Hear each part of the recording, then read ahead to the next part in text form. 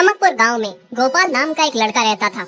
उसकी सौतेली माँ और बाप ने उसे घर से निकाल दिया था। उसकी सौतेली माँ ने सब कुछ अपने और अपने बच्चों के नाम पे कर रखा था और गोपाल को हिस्से के नाम पे 3 गायें दे रखी थी। गोपाल पढ़ा लिखा तो बहुत था, पर नौकरी न मिलने के कारण उसने सोच लिया था कि वो अब उन तीनों गायें की खूब देख रेख करके उनसे जो दूध मिलेगा उसे बेच के अपना कारोबार चलाएगा। अब मैं बिल्कुल अकेला हो गया हूँ। गौ माता, तुम तीनों के अलावा मेरा अब कोई भी नहीं है।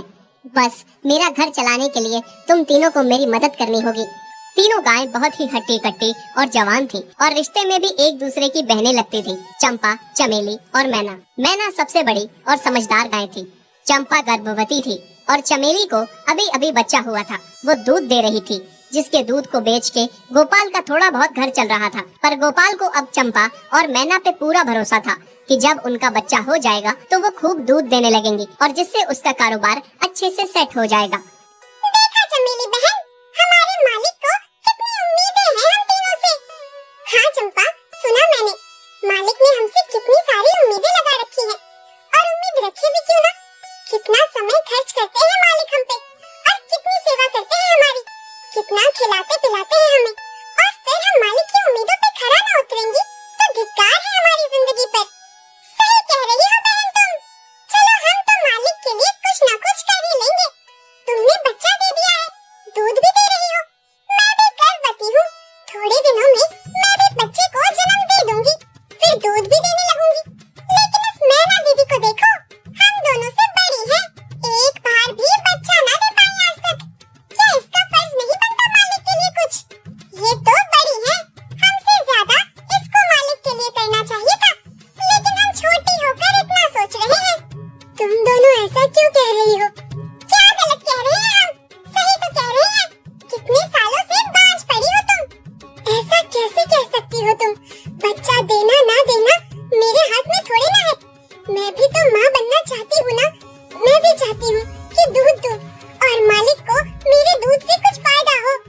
अरे तुम क्या बच्चा दोगी जो इतने सालों से नहीं दे पाई? तुम ये ख्वाब लेना बंद करो कि तुम बच्चा दोगी और तुम्हारे दूध से मालिक को कुछ फायदा होगा। दोनों छोटी बहनें बड़ी बहन मैना की बेबसी का मजाक उड़ाती हैं और उस पे हंसती हैं। इस बात से मैना बहुत दुखी होती है और रोती है कि उसी की बहनें उसको दिलासा देने की बजाय उसे ताने मार रही हैं, उसका मजाक उड़ा रही हैं। फिर एक दिन गोपाल का पड़ोसी उससे कहता है, अरे गोपाल, तुम्हारी 2 गाय तो ठीक है, एक गाय का क्या है? उससे तुम्हें कोई फायदा नहीं है, बेच क्यों नहीं देते उसे? अरे नहीं नहीं भाई साहब, बेचना क्यों उसे? अभी बच्चा नहीं दे रही तो क्या पता कल वो बच्चा दे दे। कोई भी काम जल्दबाजी में नहीं करना चाहिए।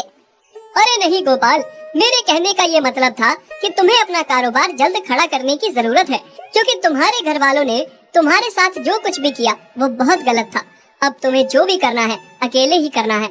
आगे शादी भी तो करनी है तुम्हें, उसके लिए भी खूब पैसा कमाना पड़ेगा। जब तुम्हारी सारी गायें दूध देंगी तभी तो कारोबार अच्छा चलेगा ना। हाँ, बात तो तुम सही कह रहे हो भाई।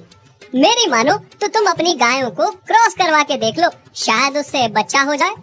हाँ, ये सुझाव तुमने सही दिया, मैं कल ही ऐसा कर लेता हूँ। सुना तुमने मैना बहन मालिक की बातों को? कितना परेशान है मालिक तुम्हारी वजह से, पर तुम्हें तो कोई बात कह ही नहीं सकते, झट से बुरा जो मान जाती हो तुम। मैना ये सब सुन के बहुत दुखी होती है, पर करती भी क्या, उसके हाथ में कुछ नहीं था। गोपाल ने मैना को क्रॉस करवा के भी देखा, पर उसका भी कोई फायदा नहीं हुआ। गोपाल, जो सुझाव मैंने तुम्हें दिया था, क्या वो तुमने आजमाया? हाँ भाई, वो भी करके देख लिया, पर उसका भी कोई असर न हुआ। ये गाय किसी काम की नहीं है गोपाल, मेरी मानो तो इसे बेच दो। मैं सोच रहा हूँ एक बार फिर से क्रॉस करवा के देखता हूँ, शायद कोई बात बन जाए।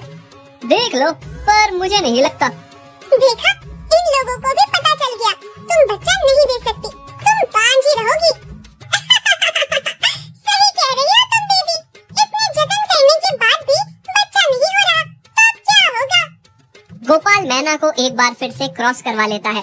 दोनों बहनें चंपा और चमेली मैना के बांझपन का मजाक उड़ाती हैं और उस पे खूब हंसती हैं।